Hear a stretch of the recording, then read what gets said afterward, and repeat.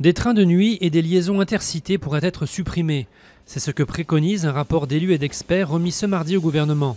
Il dresse un constat sévère de l'état du réseau intercité qu'il faut améliorer et dont certains tronçons devraient être supprimés.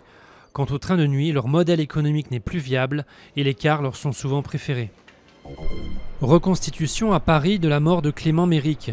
2 ans après, les protagonistes de la bagarre entre skinheads et antifascistes qui avaient causé la mort du jeune militant d'extrême gauche se sont retrouvés dans le centre de Paris à la demande des juges d'instruction pour mieux cerner le déroulement du drame.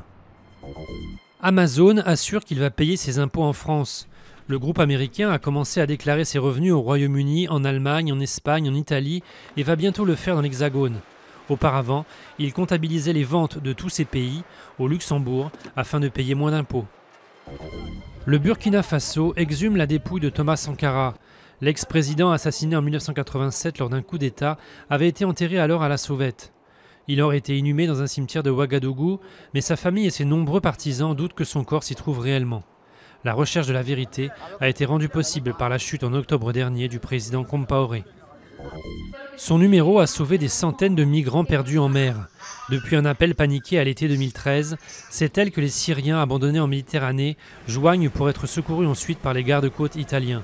Nawal Soufi a depuis été appelée des centaines de fois par des migrants en perdition et elle vient de faire un livre de son histoire.